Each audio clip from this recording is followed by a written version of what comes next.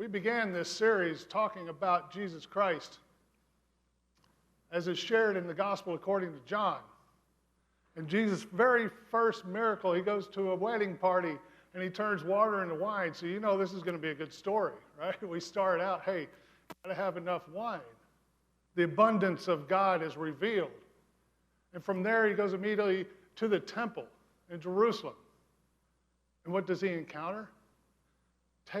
Tables of money changers and animal vendors who are selling animals for sacrifice in the temple. These tables that were standing between God's people and God's abundance, and Jesus says, we will not have any of this stuff.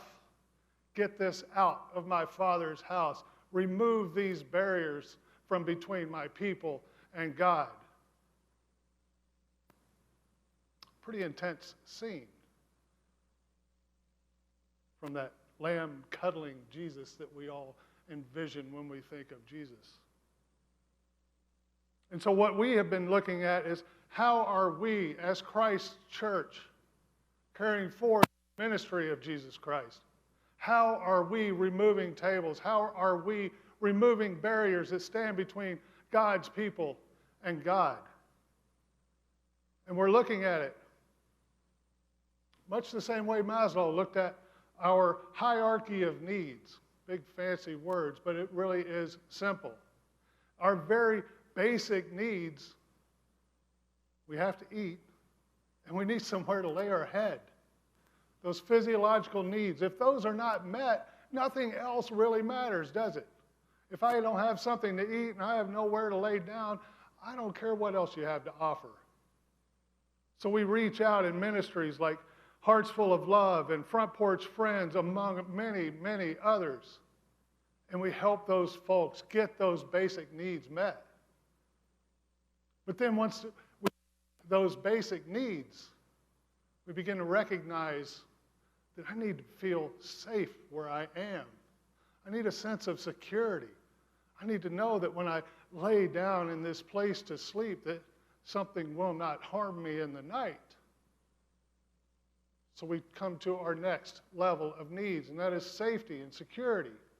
And last week we talked about how your ministries are helping God's people achieve a sense of safety and security through ministries like Freedom House and Crossroads, among many others.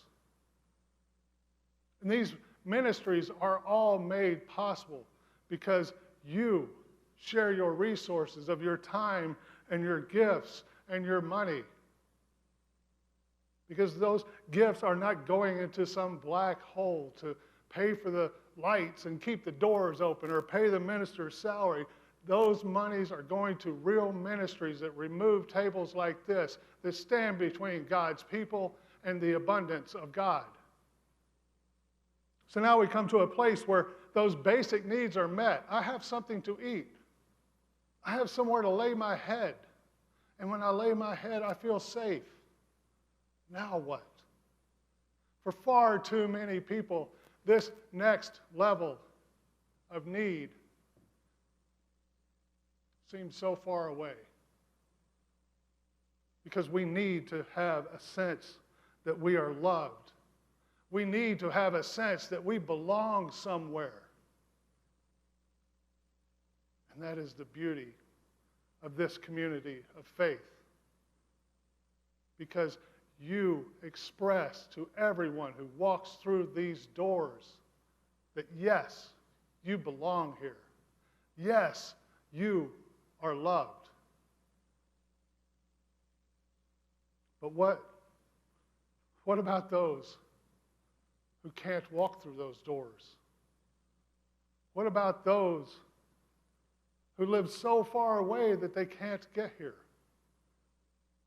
Or what about those who are simply physically unable to get out and be here?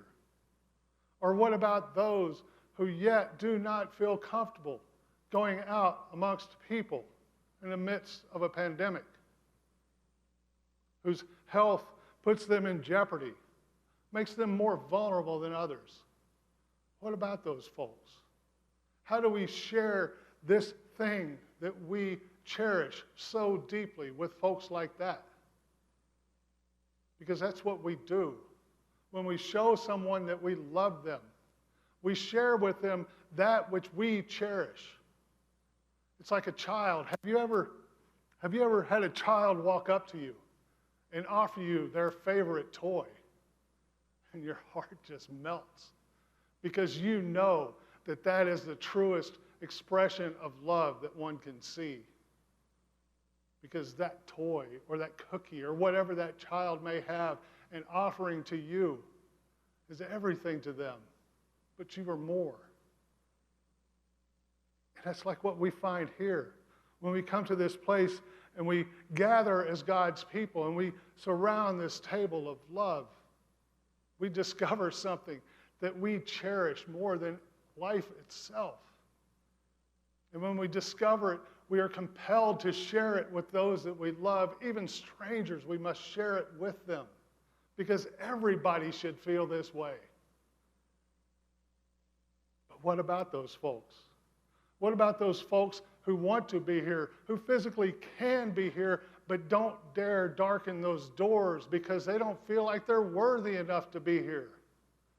Those that think, I don't understand all that church speak. I don't know what they're talking about. They're going to ask me questions about the Bible, and I don't have the answers. I can't go there until I'm ready. Nothing could be further from the truth. So how do we share this that we cherish so much with those who need it so much? How do we remove this table, this barrier between God's people and God? Well, once again, we do it through your ministries.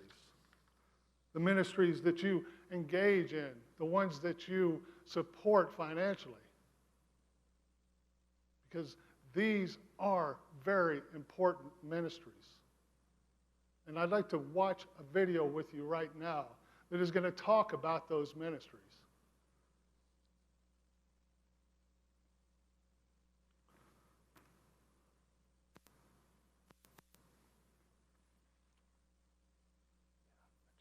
I'm Ryan Zamron, and I am with the tech team here at Central Christian Church. We help enhance the worship experience through technology with audio, visual, lighting. I've been going to Central Christian Church for over 5 years consistently, but I've also been attending Central Christian Church on and off since I was in my teens. What brought me here before? My wife and I were going to get married, and we knew we wanted to be a part of a church family, and we wanted that for growing up with our kids. And we came back here because I told my wife I remember growing up and that I felt like I could understand what Danny had to say. It was real life stories. And I even prefaced it with her. I said, it's kind of older hymns, and it's kind of an older church, and we kind of like it, you know. We went and tried different churches and went to some stuff that was bands and mainstream, but I didn't understand the message. I didn't get that part. Here, I got the message, but certainly was a little olden times. I can't even say I don't know a lot. I don't think I know any scripture, actually. I want to get there. I'm getting more interested in that. But the fact that I doesn't scare me from coming to church now when it used to. I felt like because I didn't know the Bible inside and out, that I'd have to go to one of the worship and wonder classes before I was going to be allowed to come into the actual sanctuary. That was from some of my church experience growing up. Felt like if I wasn't qualified or didn't have that knowledge, I wasn't allowed to sit at the big kid table yet.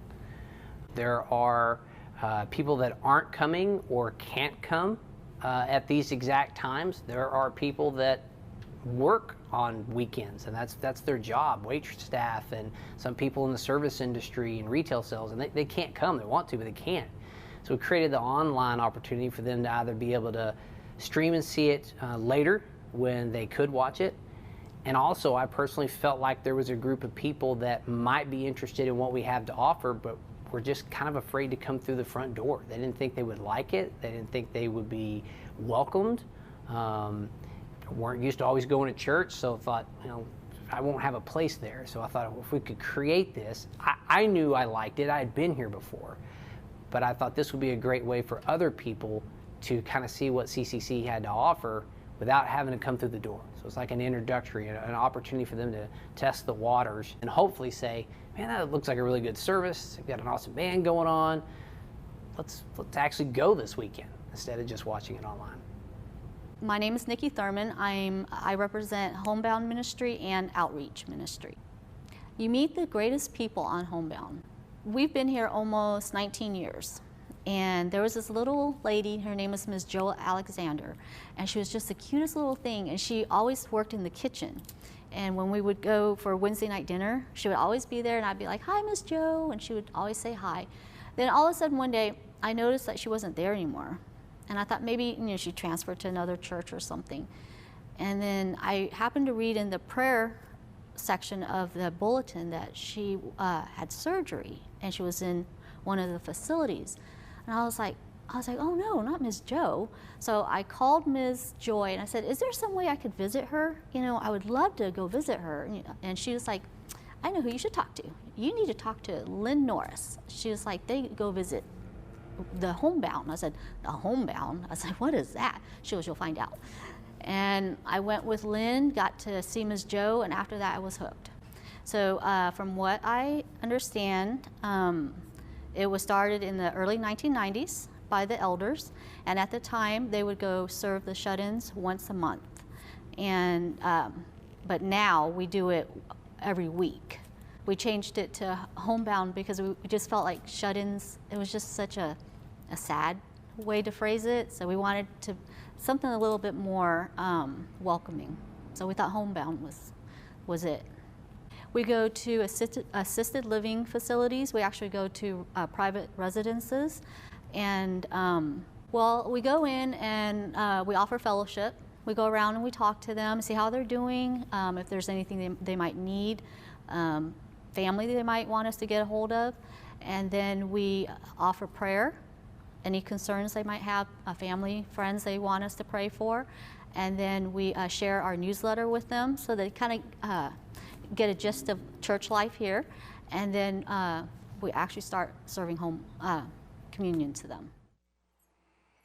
Well, we're Joe and Patsy Tyson, and my goodness, we got married in 1959, but I was baptized in that church when I was 10 years old. That would have been in 1947. So I went to that church all of those years, and then we got married in the church. And so we've been in that church together since 1959. I think the biggest change I have seen is in the last 5 years, leading up to just before all of the renovations. And then the things that, the number of people who are involved now in so many different ways. But I think he said it best earlier, that when you go to that church now, you feel like you belong. And I don't know that it was always that way. For us, it's been really built around Patsy's health over the last 2 years. By the time she was getting ready to where she could go back to church, then COVID hit. Here we are, live at Walmart in McKinney, Texas. This McKinney, Texas, I've never seen the shelves like this, so I guess it's the coronavirus has got people spooked, so they are buying them up. Here at home, many of our school districts have extended spring break, canceling classes for at least another week.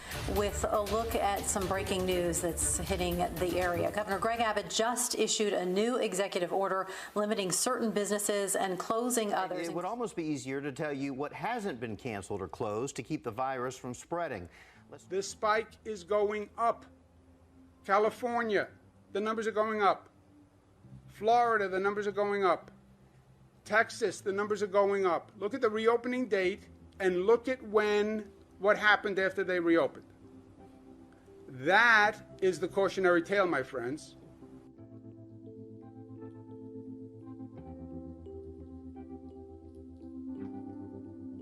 The following Sunday after COVID, Central Christian Church offered a worship service. It was the first time ever. It was strictly online. I remember getting the call saying, hey, we don't know what's going on, but we're going to have worship, but we're just doing closed staff only, live broadcast.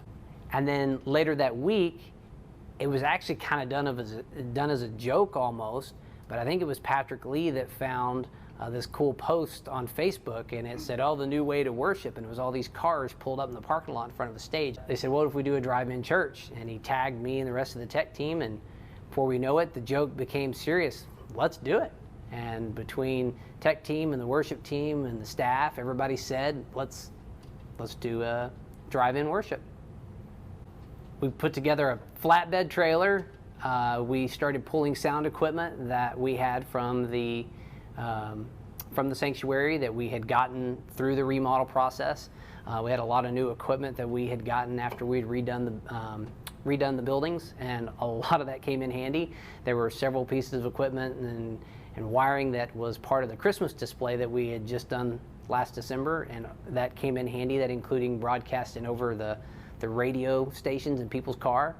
And we put all that equipment together in the parking lot the second Sunday after COVID, and because of the technology we had already had in place for our live streaming, there was a in-person, from the safety of your car, worship that we were able to deliver in the parking lot, as well as a live stream service to those that still felt more comfortable being at home or the journey was too far. But no matter what, we were able to offer worship to anybody with multiple different avenues every Sunday this year. We never missed a beat. That drive-up service was the best thing in the world for us, because we could go, didn't have to get out of the car, didn't have to wear a mask, didn't have to dress up. It was just get in the car and go. And so everything the church has done to modify, to be available to people during that time, has been just awesome. And so what they're doing now to have the services where we can go live on Facebook, she loves it. I put her behind my computer, and I don't want to leave her alone. I just leave her there, and I go out and do my own thing. And she has church. We're taking church to them. We're taking church to the homebound who need us. We're taking church to the community that need us, that are not aware or able to come. So, and the homebound, they're aware of us. They just need us to come to them.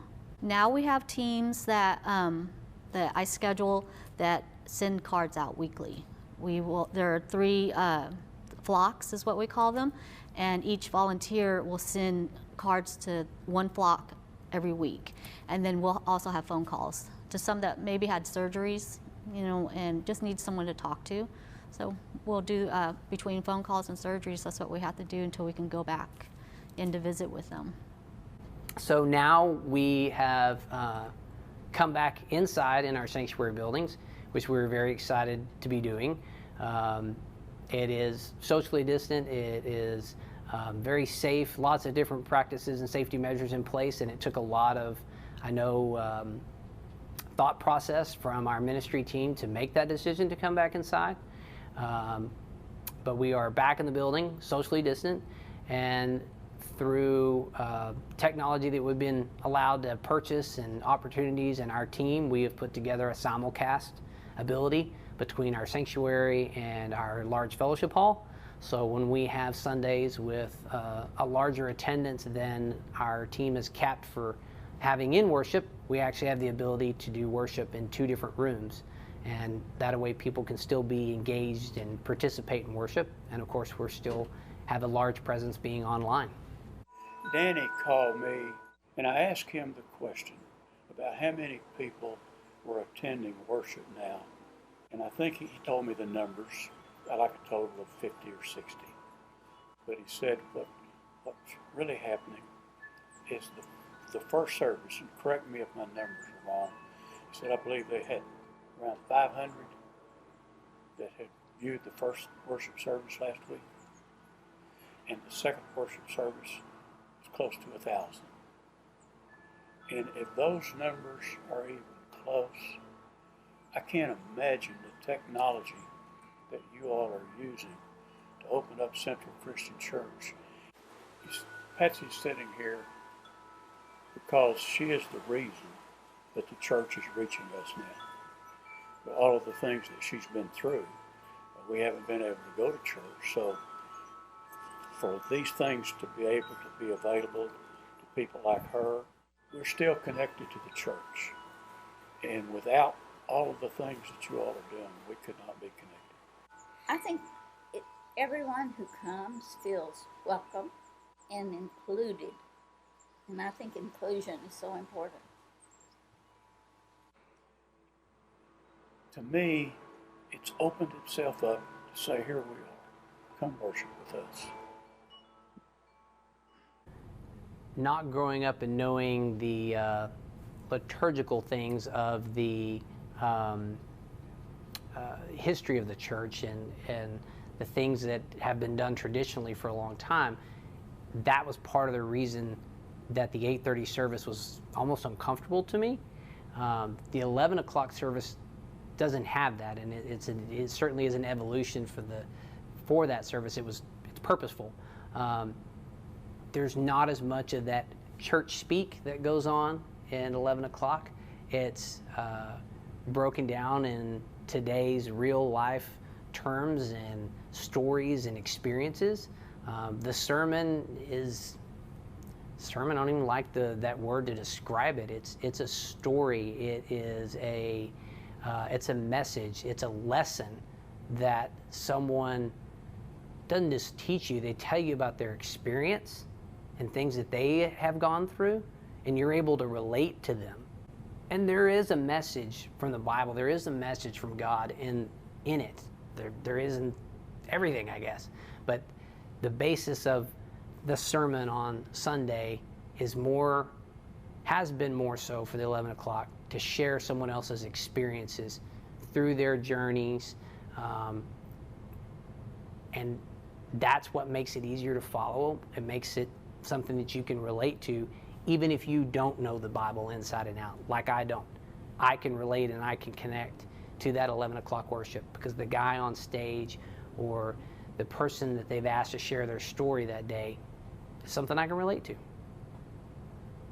They were at one of our events, and they walked up to me and they said, this was such a beautiful event. And I said, thank you. I mean, it's a lot of, we all enjoy doing this and outreach to our family and friends and the community.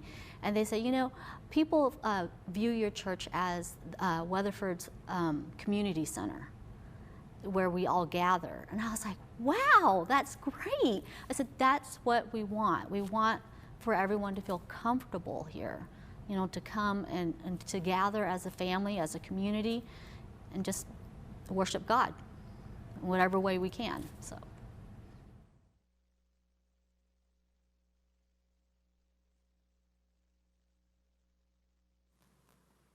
Well, these are some amazing ministries indeed. Reaching out into the community, taking church to folks who cannot be here. But I know that somebody might be asking the question, who said this is okay? Who said it was okay for somebody not to be in the church building and worshiping every Sunday? Who said that that was okay? Just so happens I know a story that might answer that question for you. And again, it comes out of the Gospel according to John, with whom I seem to be having a relationship lately. But in the Gospel according to John, there are some characters that speak to me. And this woman that Jesus meets at a well, the Samaritan woman, really speaks to me because she is, quite frankly, snarky. See, Jesus and the disciples were headed to Jerusalem. They go through Samaria. And the Samaritan woman joins Jesus at the well. And he asks her, woman, give me some water. She looks at him and says, who are you, a Jewish man, asking a Samaritan woman for a drink of water? We don't do such things. And they go on. The banter goes back and forth, and it's really kind of humorous if you let go of the notion that everything you read in the Bible has to be very serious. If you let go of that and you read this story with this woman and Jesus speaking back and forth, she's really quite the character. I like her. Jesus responds by saying, if you knew who you were talking to, he would give you living water. And she's like, You talking about living water? You don't even have a bucket, and the well's deep. You saying you're better than Jacob? She's just a great character. But this story goes on for most of the 4th chapter of the Gospel according to John, so I'm going to kind of skip forward to this section. Hear these words. Sir, I see that you are a prophet. Our ancestors worshipped on this mountain, but you say the place where people must worship is in Jerusalem. Jesus said to her, Woman, believe me, the hour is coming when you will worship the Father neither on this mountain nor in Jerusalem. You worship what you do not know. We worship what we know, for salvation is from the Jews. But the hour is coming and is now here when the true worshipers will worship the Father in spirit and truth. For the Father seeks such as these to worship him. God is spirit, and those who worship him must worship in spirit and truth. And the woman said to him, I know the Messiah is coming. When he comes, he will proclaim all things to us. And Jesus said to her, I am the one speaking to you. So this notion that we had to be in church in order to worship got dispelled all those years ago with Jesus Christ in this conversation with this Samaritan woman at this well. You don't have to make that journey to Jerusalem. You don't have to climb that mountain to that temple up there. You can worship God here as long as you are worshiping in spirit and in truth. So these ministries that you are doing, these ministries that you are supporting that are reaching out into the community, reaching out to places like Amarillo in Arizona or Portland, Philadelphia, reaching all of these places, these ministries are working to remove this table that stands between God and God's people. So as we talk about sharing our resources, again, it is not to go and pay the light bill. It is to make accessible the abundance of God's table to God's people. This table where we discover the enormity of the love that God has through us. That love that was expressed through Jesus. That love that we remember each and every time. So as we prepare our hearts and minds to join together at this table, in your home, in your car, at the park, wherever it might be that you are worshiping with us, let us all prepare our hearts and our minds for this table as we sing together.